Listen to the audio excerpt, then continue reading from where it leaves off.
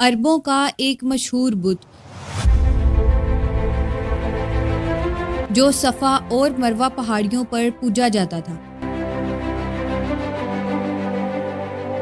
یہ وہ بت تھے جنہیں لوگوں نے اپنے ہاتھوں سے نہیں تراشے تھے، بلکہ یہ جیتے جاگتے حقیقی انسان تھے۔ انہوں نے خانہ کعبہ کے اندر ایسا کیا جرم کیا تھا جس کی وجہ سے اللہ تعالیٰ نے انہیں ایسا خوفناک عذاب دیا جو آنے والوں کے لیے عبرت کا نشان بن گیا۔ جب سے خانہ کعبہ تعمیر ہوا تب سے لے کر اب تک جس نے بھی بیت اللہ کی بے حرمتی کی یا بے حرمتی کرنے کی کوشش کی تو اللہ تعالیٰ نے ان کا وہ حشر کیا کہ رہتی دنیا تک وہ عبرت کا نشان بن کر رہ گئے، چاہے وہ دنیا کا طاقتور ترین بادشاہ ابراہا اور اس کے ساتھیوں کا لشکر ہی کیوں نہ ہو۔ اس کے علاوہ تاریخ میں ایسے بے شمار واقعات ملتے ہیں جنہوں نے خانہ کعبہ کی بے حرمتی کی اور ان کو اللہ تعالیٰ نے دردناک عذاب دے کر تباہ کر دیا۔ ان میں سے ایک مثال اصاف اور نائلہ کی ہے۔ اصاف بن یالا اور نائلہ بنت زید دراصل کبینہ بنی جرہم کے مرد و زن تھے۔ نائلہ ایک خوبصورت اور حسین لڑکی تھی جو اپنے قبیلے میں یمن کے کسی علاقے میں رہا کرتی تھی۔ یہ خوبصورت حسینہ قبیلہ بنی جرہم میں اپنے حسن کی نمائش کیا کرتی تھی۔ وہ فحش لباس پہن کر گھر سے نکلا کرتی اور قبیلے کے نوجوان اس کے پیچھے پیچھے چلا کرتے تھے۔ ہر کوئی اس سے تعلقات کا خواہش مند تھا۔ انہی لڑکوں میں قبیلے کے سردار کا بیٹا بھی شامل تھا جس کا نام اصاف بن یالا تھا۔ اصاف اور نائلہ آپس میں محبت کر بیٹھے اور یہ محبت بہت ہی جلد خباثت میں بدل گئی۔ انہوں نے آپس میں ناجائز تعلقات قائم کر لیے اور جب کبھی موقع ملتا دونوں زنا کرنے میں مبتلا ہو جاتے۔ اسی طرح یہ سلسلہ یوں ہی چلتا رہا۔ جب ان کے گھر والوں کو اس بات کا علم ہوا تو وہ ان کے خلاف ہو گئے، جس کی وجہ سے ان پر ملنے پر پابندی لگا دی گئی۔ ایک دفعہ کا واقعہ ہے کہ بنی جرہم کا ایک قافلہ حج کے لیے مکہ کے لیے روانہ ہوا تو یہ دونوں بھی اس قافلے کے ساتھ حج کے لیے چل دیے۔ قافلہ مکہ پہنچا اور یہ حج کے ایام تھے۔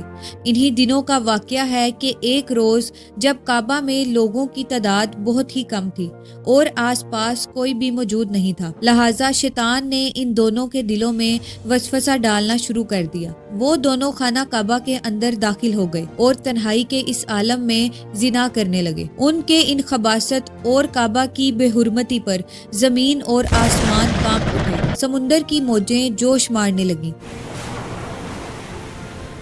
اور اللہ تعالیٰ کی طرف سے عذاب نازل ہو گیا۔ ہوا یوں کہ جب وہ خانہ کعبہ کے اندر بدفعلی کر رہے تھے اسی وقت ان کی روحیں قبض کر لی گئیں اور ان کے گوشت پوش جسم پتھر کے بنتے چلے گئے۔ یہ لمحہ انتہائی خوفناک اور عجیب و غریب تھا۔ دو انسان عذاب الہی کے تحت اب پتھر کے بن چکے تھے۔ کچھ دیر کے بعد جب بنی جرہم کے لوگ خانہ کعبہ کے قریب آئے اور بیت اللہ کا دروازہ کھولا تو دونوں بدبخت برہنہ حالت میں پتھر بنے کھڑے تھے۔ وہ یہ سمجھ گئے کہ یہ خبیث اللہ تعالیٰ کے مقدس گھر میں کس جرم کا ارتکاب کر رہے تھے۔ لوگوں نے دونوں کے مجسموں کو اٹھایا اور باہر لا کر زمین میں گاڑ کر انہیں کھڑا کر دیا تاکہ لوگوں کے لیے یہ عبرت کا نشان بنا رہے۔ کچھ دن گزرنے کے بعد مکہ کے لوگوں نے اصاف کے بت کو اٹھا کر صفا کے مقام پر رکھ دیا اور نائلہ کے بت کو اٹھا کر مروہ کے مقام پر رکھ دیا۔ صفا اور مروہ دراصل دو پہاڑیاں ہیں جو کعبہ کے بالکل قریب ہیں۔ انہی دو پہاڑیوں پر چڑھ کر اور چکر لگا کر بی بی ہاجرہ نے اس وقت پانی کی تلاش کی تھی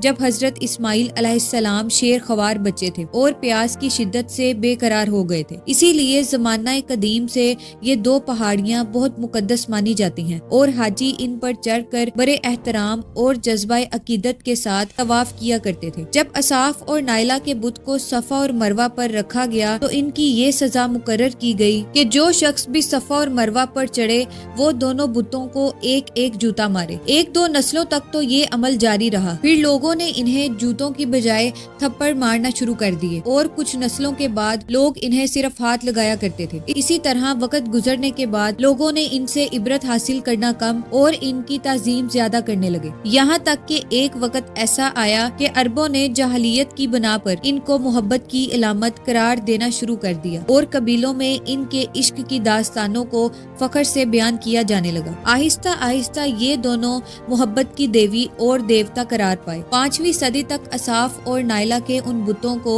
बड़े बुतों में शुमार किया जाता था जिनके आगे लोग सजदा किया करते थे और कुर्बानी भी चढ़ाते थे। हजरत ज़ैद बिन हारिस बयान करते हैं कि ज़माना जाहिलियत में जब मुशरिकीन मक्का बैतुल्लाह का तवाफ किया करते थे तो असाफ और नाइला के बुत को छूते थे। मैंने एक दफा रसूल अल्लाह सल्लल्लाहु अलैहि वसल्लम के साथ बैतुल्लाह का तवाफ किया, लिहाजा जब मैं उन बुतों के पास से गुजरा तो मैंने उनको छुआ। इस पर आपने मुझको इन बुतों को छूने से मना किया। मैंने अपने दिल में ख्याल किया कि देखूं तो सही के छूने से क्या होता है, इसलिए उन्हें दोबारा छुआ।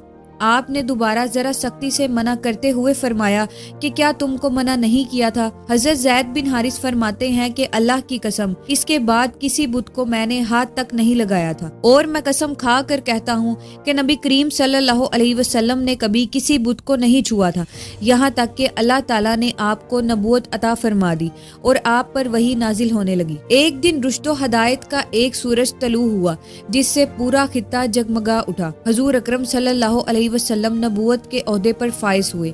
आप सल्लल्लाहु अलैहि वसल्लम ने दावत व तबलीग का काम शुरू किया। 10 हिजरी में जब अल्लाह ताला ने अरब में दीन इस्लाम को गालिब किया और मोहम्मद ने मक्का फतह किया तो आप सल्लल्लाहु अलैहि वसल्लम फतह के बाद हरमैन शरीफ में दाखिल हुए और आप सल्लल्लाहु अलैहि वसल्लम ने अपने भाई हजरत अली के साथ मिलकर तमाम छोटे बड़े बुतों को तोड़ डाला। आप सल्लल्लाहु अलैहि वसल्लम बुत तोड़ते जाते और फरमाते जाते कि हक आ गया और बातिल मिट गया। बेशक बातिल मिट ही जाना था, यहाँ तक कि खाना काबा तमाम बुतों से पाक हो गया। फिर आप सल्लल्लाहु अलैहि वसल्लम सफ़ा और मरवा तशरीफ ले गए और असाफ और नाइला के उस बुत को अपने मुकद्दस हाथों से तोड़ डाला।